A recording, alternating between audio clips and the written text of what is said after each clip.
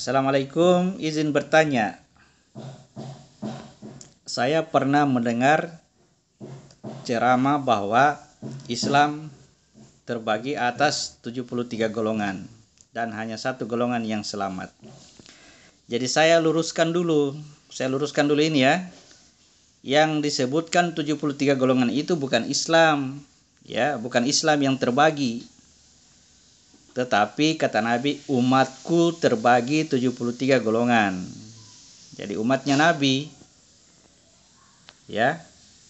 Berbeda itu kalau kita sebut Islam terbagi 73. Yang namanya Islam itu tidak terbagi karena Islam itu satu kesatuan. Ya, tidak terbagi-bagi dia. Islam itu yang mempersatukan semua yang bergolongan-golongan. Ya, kalau yang kita ketahui selama ini, yang kita lihat selama ini kenyataan bahwa Islam terbagi beberapa golongan, itu yang mengaburkan Islam. Ya, bukan Islam yang sebenarnya. Islam yang sebenarnya itu adalah yang mempersatukan semua yang bergolongan-golongan. Jadi kata Nabi, umatku terbagi atas 73 golongan. Ya, umatku terbagi atas 73 golongan. 72 sesat, hanya satu golongan yang selamat. Ya, mari kita lihat dulu tentang umat. Nah, perhatikan gambar ini. Mungkin saya sudah sampaikan kemarin, tapi saya ulang ya supaya lebih jelas. Ya. Ini yang disebut dengan sumber cahaya atau sumber kebenaran. Sumbernya kebenaran. Kenapa? Karena dialah yang mengetahui tentang Rob yang mengatakan syahidna. Lalu kemudian aku ruh ini adalah rasul. Ini rasul yang tugasnya menyampaikan kebenaran dari sumber. Nah, ini yang disebut dengan nabi, jiwa ini disebut dengan nabi. Ini yang menerima cahaya. Jadi dari sumber cahaya diantar oleh rasul, diwahyukan kepada nabi untuk umat. Ini yang disebut dengan umat.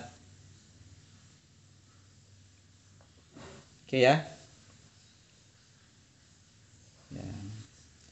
Siapa ini aku? Aku inilah yang melalui jalur rahasia ruh jiwa masuk ke dalam jasad. Sehingga aku inilah yang menjadi pemimpin bagi jasad. Jadi aku inilah yang mengatakan bahwa umatku terbagi 73. Itu aku yang berkata. Ya. Oke ya. Sekarang dari mana angka 73? 73 golongan. Ya, 73 golongan, hanya satu golongan yang selamat. Yang 72 sesat. Perhatikan tadi ketika sudah sampai di wilayah ini, ya, di wilayah ini antara aku dan umatku, ya.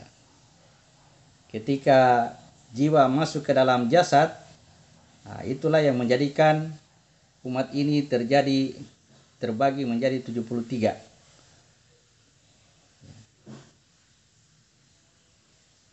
Ketika dia masih berada di wilayah jiwa, itu disebut Bani Israel.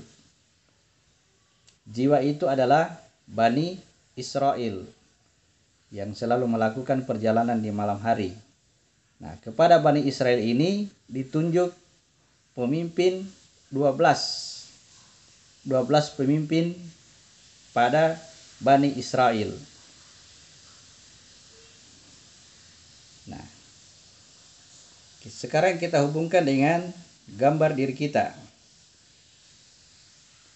Kita hubungkan dengan gambar diri kita, lihat. Nah, aku tadi menempati posisi yang paling atas ini. Menempati posisi yang paling atas. Ini tempatnya aku. Yang bukan ciptaan. Sedangkan Bani Israel, ya, Bani Israel menempati wilayah 6 titik, ya. Itu yang disebut dengan 6 masa penciptaan. Dan masing-masing titik itu dipimpin oleh 12 golongan atau 12 suku bangsa. Jadi mulai dari titik terendah 12 suku bangsa masuk di wilayah kedua 12 suku bangsa, sini 12, ya. Akhirnya keseluruhannya itu menjadi 6 kali 12. Maka terbentuklah 72 golongan. Selain tadi yang pertama. Nah, golongan yang ke-73 adalah ketika aku masuk ke dalam jasad ini. Ketika aku masuk ke dalam jasad yang notabene dia adalah din, dia adalah fitrah, dia adalah Islam, maka yang menjadikan seluruh golongan-golongan yang ada di sini menjadi satu diri. Ya. Sehingga yang tadi harusnya tangan menjadi tanganku, kaki menjadi kakiku, perut menjadi perutku, dada menjadi dadaku, mulut menjadi mulutku, hidung menjadi hidungku, mata menjadi mataku, dan sebagainya. Semua golongan-golongan itu menjadi satu dan itu adalah diriku. Jadi golongan yang ke-73 tadi itulah yang mempersatukan seluruh golongan. Ya, menjadikan seluruh golongan ini menjadi satu diri. Oke, paham sampai di situ ya?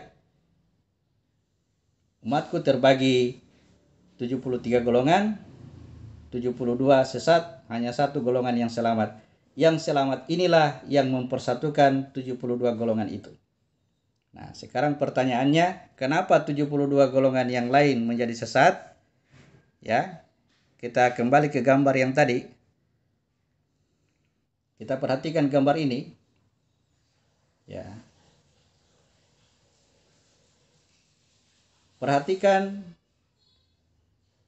jasad ini yang tadinya 72 golongan ya.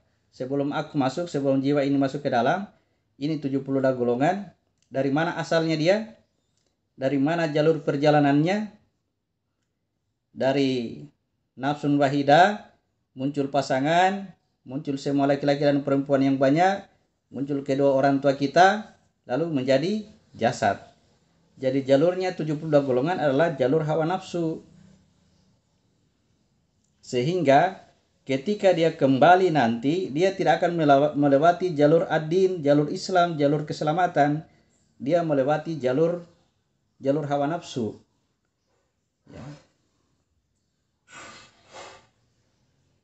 Nah, ketika aku berhasil memimpin 72 golongan ini, 72 golongan ini berhasil dipimpin, berhasil dalam tanda kutip dikembalikan kepada Allah, dijadikan sebagai fasilitas untuk mengabdi kepada Allah, melaksanakan tugas khalifah, maka yang 72 golongan ini diangkat kembali ke diri yang satu, ke nafsun wahidah.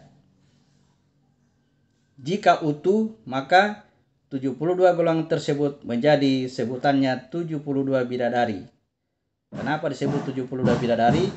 Itu menunjukkan jasad atau wadah yang sangat bagus, yang sangat cantik, yang sangat mulus. Tidak ada sesuatu cacat pun, sempurna adanya. Itulah yang disebut dengan 72 bidadari. 72 bidadari inilah nanti yang akan menunggu aku di surga. Bahasanya seperti itu. Siapa itu aku? Aku adalah Muhammad. Aku adalah pelaksana tugas-tugas kekhalifahan yang menyatakan asma-asma Allah. Ya. Ketika ini sudah sempurna, tinggal menunggu aku yang ada dalam diri kita sekarang, ya. Maka aku ditunggu oleh sebutannya 72 bidadari. Ketika aku masuk ke dalam surga, memasuki wilayah 72 bidadari, maka kita akan dibangkitkan dalam keadaan sempurna yang sangat mulus, ya. Islam kafah, Islam menyeluruh, tidak ada cacat dan tidak akan pernah mengalami yang namanya penderitaan. Itulah orang-orang yang diselamatkan dari api neraka dan dimasukkan ke surga.